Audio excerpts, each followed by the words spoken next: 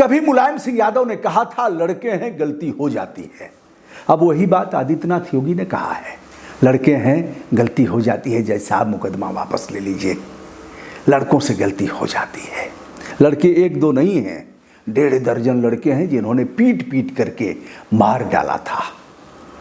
मार डाला मुझे जालिम ने खता से पहले, कसूर नहीं था उसका। अब योगी जी मुकदमा वापस करा रहे हैं, लेकिन 56 इंच के सीने वाला जज साहब ने कहा खबरदार, मुकदमे की जल्दी जल्दी सुनवाई करो। एसएसपी और डीएम को आदेश दिया, सारे सबूत सुरक्षित करो। मैं किसी को छोड़ूंगा नहीं, मैं जिस न्यायपीठ पर हूं न्याय करूंगा। पीट पीट करके मार डाला, वह चिल्लाता रहा, अपने प्राणों की भीख मांगता रहा, कहा बचाओ बचाओ, हमारा कोई अपराध नहीं है। लेकिन पीटने वाले मखनचुआ इस तरह से पीटे, तब तक पीटते रहे, लाठी डंडा और ऐसे लात घूसों से।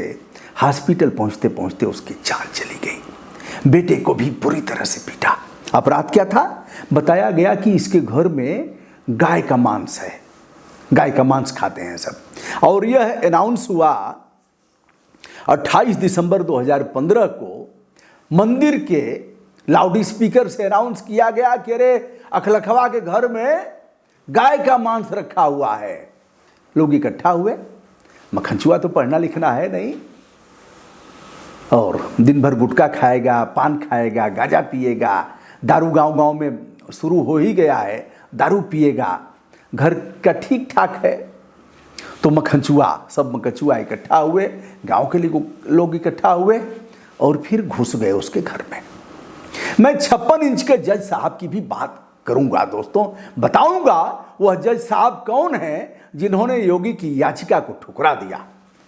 कहा न्याय हित में कदापि इस काम को मैं नहीं करूंगा। रीढ़ की हड्डी है और अपने धर्म का जज साहब ने पालन किया। मैं उन पर भी आता हूं, उसके पहले पूरी घटना पर जाइए। 50 वर्ष का अखलाक और उसका बेटा दानिश, दोनों को घसीट करके निकालते हैं। अखलाक कहता है साहब मांस तो है लेकिन बकरे का है, और इस ऐसे में कोई छुड़ाता नहीं है, सब एक ही चीज करते हैं और साथ पीटने लगते हैं। मॉब लिंचिंग है यह, और चिल्लाते चिल्लाते प्राण त्याग देता है। दोस्तों उसके बाद इन लोगों पर अपराध दर्ज होता है। मुख्य अभियुक्त अगर देखा जाए तो इसमें 18 लोगों को नामजद किया जाता है। कुछ लोगों को पुलिस और खोज करके डाली होगी। अंत में पुलिस भी अपने धर्म का पालन करती है। पुलिस ने जांच कराया उस मांस का, तो वहाँ का जो स्थानीय जिला स्तर पर पशु चिकित्सालय था। अब आप कहेंगे मामला कहाँ का है? बिसाहड़ा गांव है, दादरी, गौतम बुद्ध नगर। 28 सितंबर 2015 जांच होती है तो पाया जाता है कि बकरा और भेड़ का मांस यह है। बहरहाल पुलिस इसमें आरोप पत्र न्यायालय में दाखिल करती है, समस्त सबूत इकट्ठा करती है और जो भी वीडियो फुटेज मिले होंगे सब कलेक्ट करके कोर्ट में दाखिल करती है।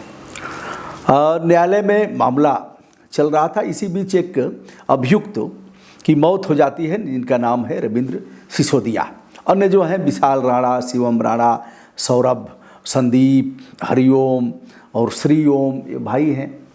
सब मिल करके, पढ़ना लिखना तो है नहीं, मेरी बात खराब लगेगी लेकिन फिर से मैं कह रहा हूँ इसको खूंट बांध लेना, पढ़ाई लिखाई तो कर नहीं रहे हो।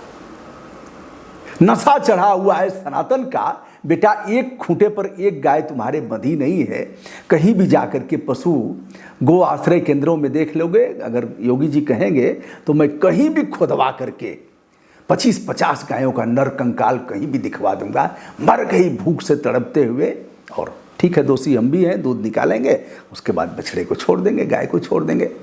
मैं उस अपराध से अपने आप को, मैं चरवाहा रहा हूँ, गायों को चराने का हमारा जीवन रहा है। अब आइए साहब, फिर इसके बाद बीफ को भेजा जाता है मथुरा में। मथुरा है Uttar Pradesh university of veterinary sciences की जो लेबोरेटरीज है उसमें फोरेंसिक जांच की जाती है और बंद लिफाफा सीधे पुलिस और फिर वहाँ होते हुए न्यायालय पहुँच जाता है।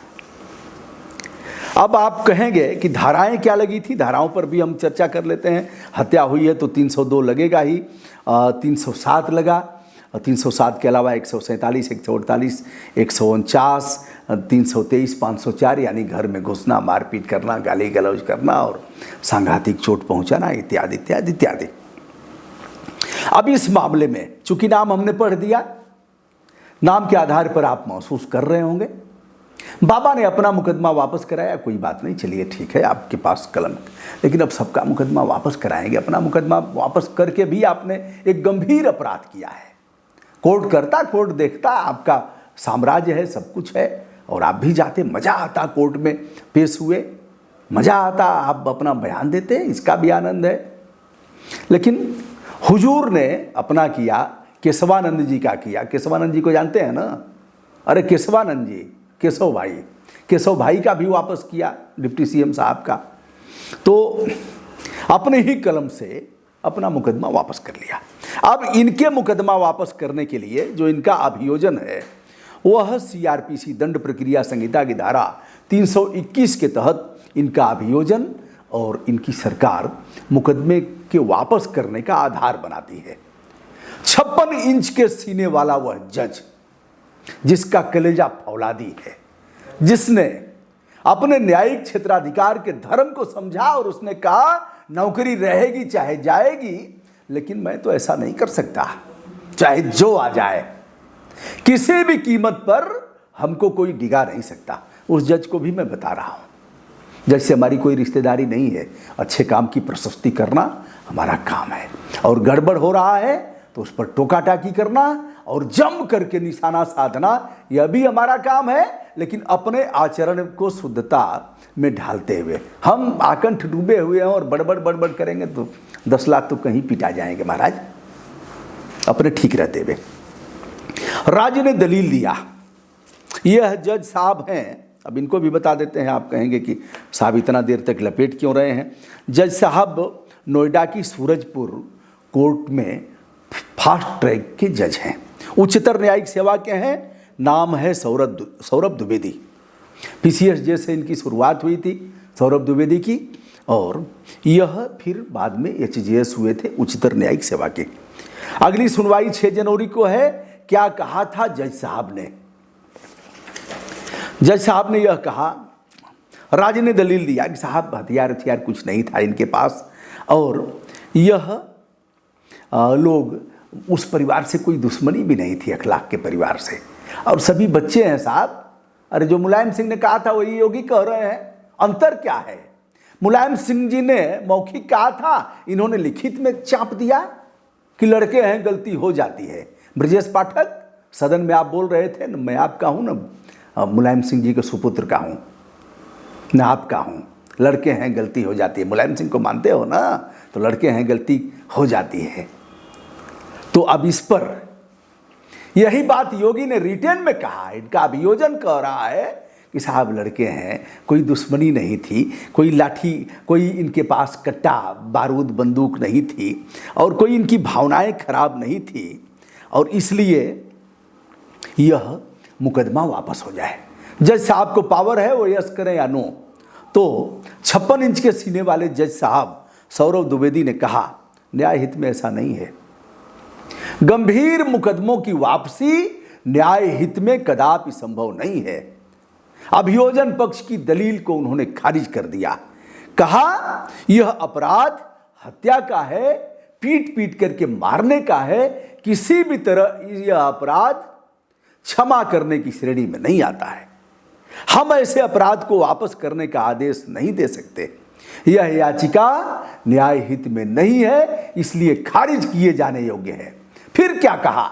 एसएसपी और डीएम को भांप लिया जज साहब ने कि अब कहाँ क्या होगा, या तो जज साहब का ट्रांसफर होगा, 56 इंच के सीने वाले सौरभ द्विवेदी का ट्रांसफर होगा, नया जज साहब आएंगे, वहां जुगाड़ लगाने का प्रयास होगा। ठीक है, या नहीं कर रहा है कोई और करेगा, तीसरा आएगा, चौथा आएगा, करेगा ही, हमने ठान लिया है तो करवाएंगे ही। लड़के हैं गलती हो जाती है, according to Adityanath Yogi CM UP. अब तो जज साहब ने एसएसपी और डीएम को आदेशित किया, जितने साक्ष्य हैं सब सुरक्षित करो, खबरदार यदि एक भी साक्ष्य के साथ छेड़छाड़ हुई तो हम छोड़ेंगे नहीं। और कहा जल्दी जल्दी तारीख डालो। अगली तारीख है 5 जनवरी, यानी अगले महीने में 2026 में अत्यल्प समय में उसकी सुनवाई करेंगे। लेकिन देखते रहिएगा क्या जज साहब वहाँ सही सलामत रह पाएंगे या जहाँ भी रहेंगे।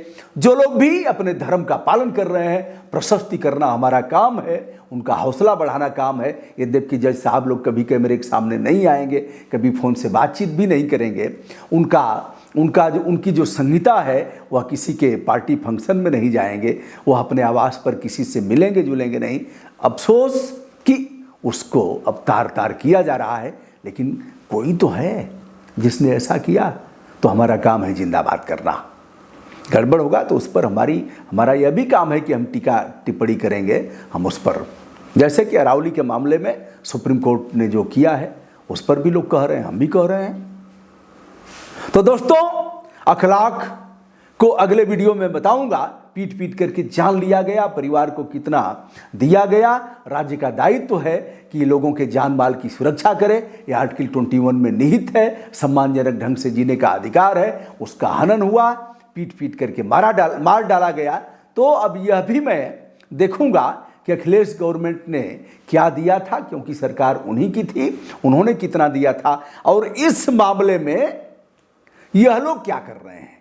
समाजवादी पार्टी के लोग, कांग्रेस पार्टी के लोग, चूंकि है ना कि वोट उधर का ना बिगड़े इधर का ना बिगड़े, देख देख के वही अंधरा बाटे रेवड़ी चीन चीन के दे, यह लोग क्या बोल रहे हैं। लेकिन यह बंदा तो छाती ठोक करके बोलेगा ही।